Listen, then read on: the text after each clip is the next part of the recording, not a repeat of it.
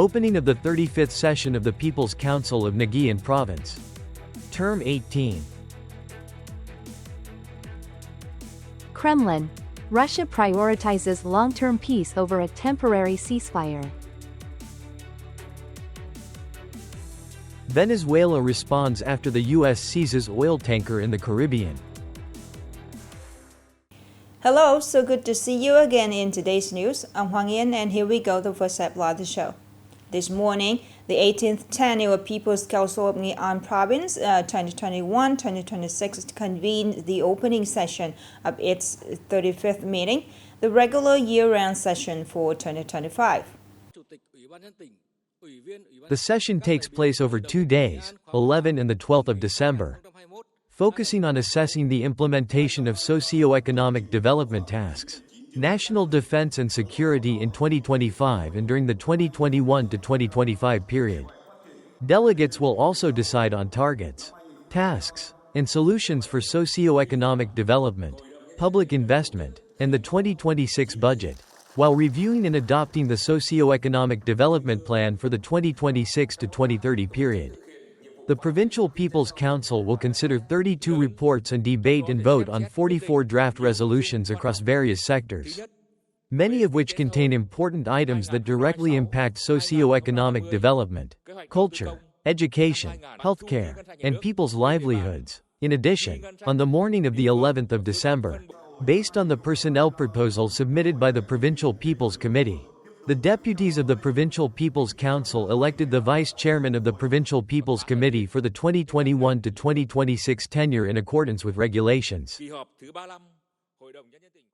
Commenting on President Volodymyr Zelensky's statement that Kiev is ready to pursue an energy sector ceasefire, Kremlin spokesperson Dmitry Peskov said that Russia prioritizes a long-term and sustainable peace in Ukraine over a temporary ceasefire. We speak about ceasefire. Mr. Peskov stated, "We are striving for peace, not a ceasefire." According to him, a genuine peace can only be achieved through documents that are comprehensive and long-lasting. Earlier, President Zelensky said that Kyiv was drafting a proposal for an energy sector ceasefire with Russia and expressed hope that Moscow would join the mechanism. However, according to the Russian side, the Kyiv authorities seem to have forgotten that Moscow had unilaterally imposed a temporary halt on strikes against Ukraine's energy facilities in the spring. Despite this, Ukrainian forces continued to launch attacks on energy infrastructure in at least 15 Russian regions. The Kremlin noted. Kremlin spokesperson Dmitry Peskov added that Russia is in regular contact with U.S. officials and is awaiting the outcome of discussions on Washington's proposed peace plan for Ukraine. In a statement, the Venezuelan government accused U.S. President Donald Trump of seeking to take control of the country's oil resources without offering any form of compensation, following the seizure of an oil tanker by U.S. forces off the coast of Venezuela. According to the Caracas government, the real motive behind Washington's actions toward Venezuela is not immigration, nor drug trafficking, nor democracy or human rights, but always the country's natural resources, its oil and energy. We call on international organizations to condemn this behavior, and Venezuela will firmly defend its sovereignty, natural resources, and national dignity, the statement emphasized. Earlier the same day, during a meeting with business leaders at the White House, U.S. President Donald Trump confirmed that American forces had seized an oil tanker off the Venezuelan coast, describing the action as taken for good reasons.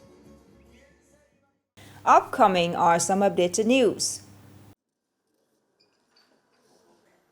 This morning, the Central Steering Committee for the Prevention and Control of Corruption, Wastefulness, and Negativity convened a national conference to review the anti-corruption, anti-wastefulness, and anti-negativity efforts during the 13th Party Congress term.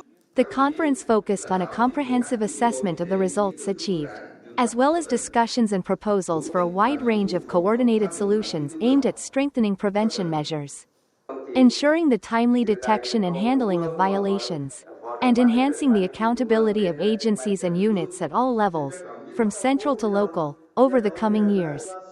The conference emphasized that with strong political determination and the unified engagement of the entire political system, efforts to combat corruption, wastefulness, and negative practices will continue to make significant progress, contributing to building a clean and resilient party and promoting the country's sustainable development.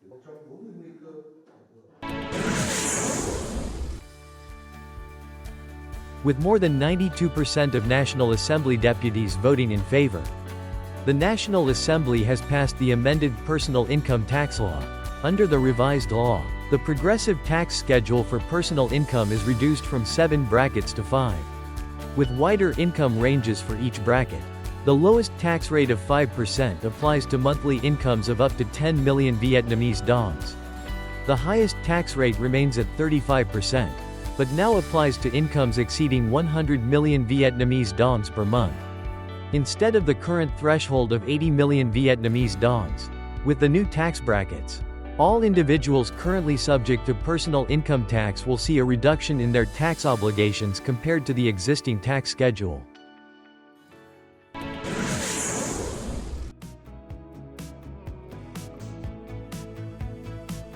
On the morning of the 11th of December, the 17th Vietnam-China, Mong Khai, Dongxing, International Trade and Tourism Fair opened in Mong Khai Ward 1, Quang Ninh Province. With the theme, Industry Cooperation, Synergy for Development, the fair showcases and promotes signature products, key strengths, export-oriented goods, OCOP items, and exemplary rural industrial products from enterprises of both countries. This year's fair features more than 350 standard booths from Vietnamese and Chinese businesses. Of these, the Chinese side has 62 standard booths and 2 exhibition zones highlighting socio-economic achievements, while the Vietnamese side has more than 250 standard booths and 3 exhibition areas displaying local socio-economic accomplishments.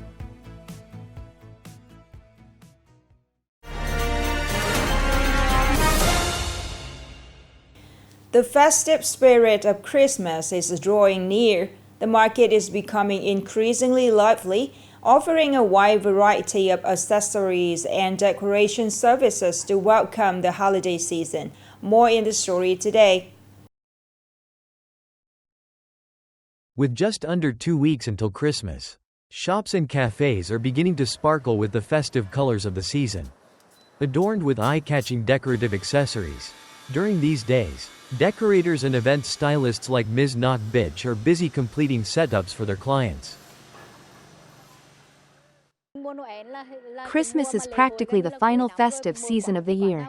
Every cafe wants to create its own concept and a unique check-in spot.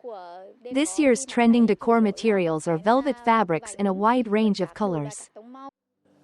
Spaces decorated with Christmas trees, snowmen, gift boxes, and other festive elements help draw more attention to each establishment. I'm really excited for Christmas. I often visit beautifully decorated cafes to take photos.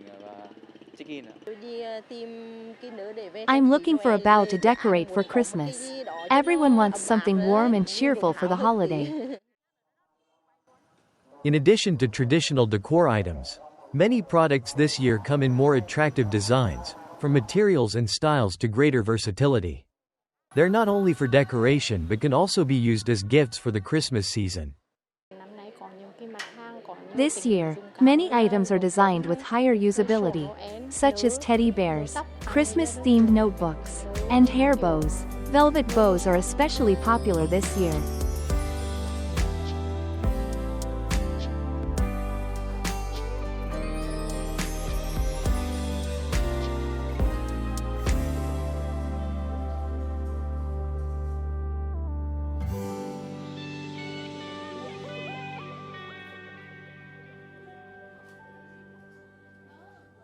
The last story is ended our news today. Thank you so much for your attention. Goodbye for now.